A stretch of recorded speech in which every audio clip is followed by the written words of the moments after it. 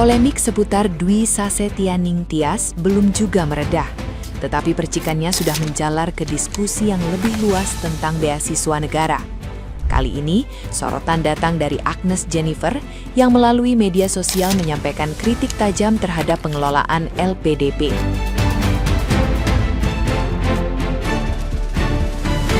Ia menilai dana publik semestinya diprioritaskan bagi kandidat yang tidak hanya cerdas, tetapi juga benar-benar membutuhkan secara ekonomi. Baginya, beasiswa luar negeri harus diberikan secara selektif agar tepat sasaran dan tidak menimbulkan kecemburuan di tengah masyarakat.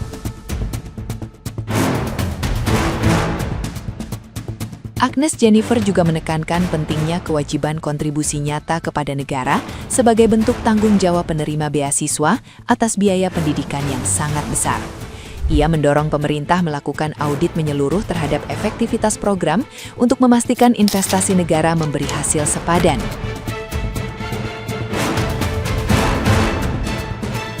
Jika manfaatnya tidak signifikan, ia menyarankan agar sebagian anggaran dialihkan untuk memperkuat akses sekolah gratis di dalam negeri, sehingga dampaknya bisa langsung dirasakan lebih luas oleh masyarakat yang benar-benar membutuhkan.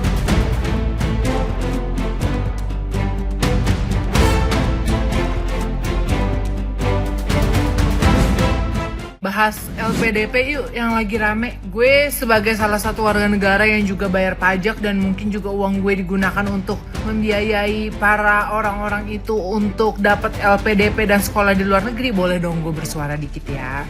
Gue sih setuju banget kalau misalnya uang rakyat itu digunakan untuk beasiswa ke luar negeri untuk memang orang-orang yang tepat. Dalam artian, satu, orang tersebut qualified, dalam artian pinter, layak buat dikirim. Kedua, juga yang gak kalah pentingnya adalah orang tersebut orang yang tidak mampu. Kalau misalnya lu anak orang kaya, ngapain lu dapet beasiswa? Cuy, kasih kesempatan ke orang lain yang memang kagak ada duit buat sekolah di luar, tapi ternyata tuh dia pinter banget gitu loh. Ketiga, karena dapat beasiswa dari pemerintah berarti duitnya dari rakyat ya kan, makanya harus berkontribusi, kayak ada kontrak berapa tahun harus berkontribusi untuk negara. Kalau nggak, ngapain lu dikirim ya kan? Itu kan biayanya kagak murah cuy.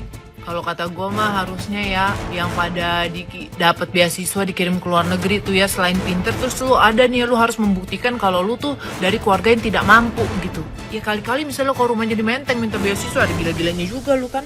Ibarat kata kayaan lu daripada yang ngebiayain lu, lah kan lucu. Udah, kalau kata gue mah mending tuh LPDP diaudit deh. Dari selama ini adanya LPDP gitu ya, duit yang dikeluarin sama hasil yang didapat dari lu kirim ini orang-orang keluar tuh banyakan mana gitu, cuan apa kagak gitu. Kalau bocuan ya udah ya kagak usah ribet dah.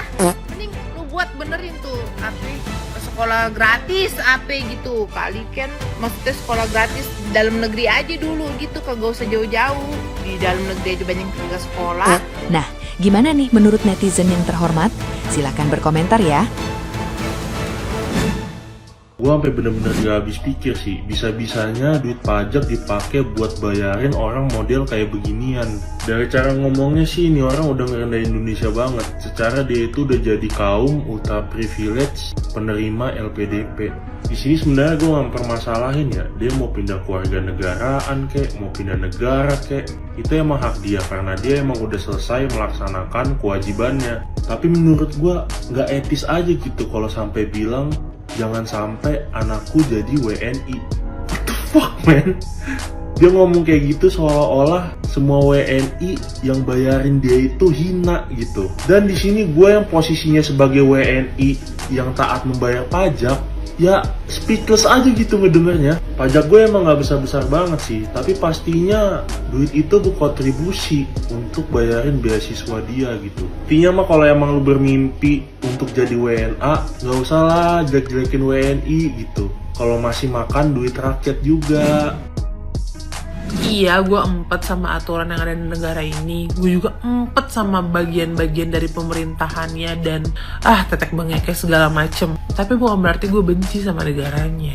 Jujur pada saat ngedenger kalimat itu yang keluar dari mbak-mbak itu, gue agak sedikit sakit hati sih. Lalu ketika mendengar dia adalah penerima bagian dari LPDP tersebut, yang gue tahu LPDP itu untuk apa ya, wah gue lebih kayak buset, begitu. Ingat ya, sebangga-bangganya lu bisa diterima di negara lain, tetap aja emak lu, induk lu tuh di Indonesia. Ngeri lu kalau udah blacklist tuh di Indonesia, lu kenapa-napa di luar sana, lu mau balik lagi kemana ke Indonesia, udah gak diterima, say. Janganlah gitu. Kalau misalnya gak suka sama sistemnya yang di Indonesia, ya lu balik lah lu bangun dong Indonesia ini. Koar kayak lu, minimal kayak gue, abis koar gue dihujat ya kan. Emang udah begitu sistemnya. Tapi bukan berarti kita harus benci sama tanah air kita gitu sih. Nggak, tetap aja gue empet banget ngeliat pemerintah Indonesia ya. Dulu kita sering ngedenger ya, ada pepatah mengatakan anak pola bapak kepada.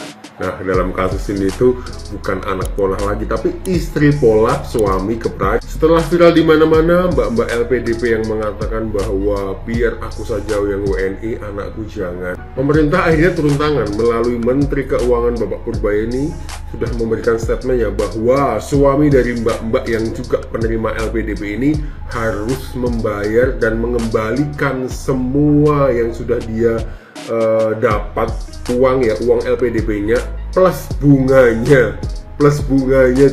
Coba bayangkan, gara-gara mulut istri yang nggak bisa nahan buat pamer ya, akhirnya uang miliaran rupiah yang didapat dari LPDP itu harus dikembalikan plus bunga-bunganya. Apa nggak 7 hari 7 malam nih mbak-mbak bakal diroengin sama suaminya coba. Kasus ini tuh membuat pemerintah harus selektif lagi dalam memberi beasiswa LPDP kepada para penerimanya. Selain selektif dalam memberi beasiswa kepada penerimanya, pemerintah ini juga harus melakukan pengawasan yang lebih ketat lagi kepada para penerima beasiswa LPDP yang belum melakukan kewajibannya kepada negara. Nah, selama ini kan sepertinya banyak yang lolos nih. Pemerintah sepertinya tidak terlalu ketat, tidak terlalu mengawasi. Mungkin di luar sana masih banyak banget penerima LPDP yang belum melakukan kewajibannya kepada negara. Dan ini negara harus tagih. Jadi dalam kasus ini, pemerintah juga harus banyak belajar nih. Ini juga tamparan buat pemerintah, baik dalam memberi ataupun melakukan pengawasan kepada para penerima beasiswa LPDP. Ingat, uang yang diberikan kepada mereka, para penerima beasiswa LPDP ini juga uang kita semua, uang bayar pajak kita. Jadi sebagai masyarakat kita juga boleh dong melakukan protes dan komplain jika para penerima ini tidak melakukan kewajibannya kepada negara. Terus kayak gini gue demen banget, love banget deh sama Bapak Purbaya. Dan ini intinya ya teman-teman ya, mulutmu harimaumu, jadi jagalah lisan kita agar tidak menyakiti. Ini secara tidak langsung dia ngomong, cukup aku aja yang WNI, anak-anak aku jangan. Padahal dia dulu adalah mantan penerima beasiswa LPDP gitu ya. Caranya gini, kita mikir, jangan kita meludah di piring tempat kita makan. Dulu kalau dia nggak jadi beasiswanya LPDP, nggak mungkin kan dia bisa sekarang ada di Inggris, nggak mungkin. Dan sekarang yang ironinya itu ternyata suaminya masih penerima beasiswa LPDP. Dan sekarang Pak Purbaya minta uang beasiswa LPDP-nya dikembalikan beserta bunga-bunganya.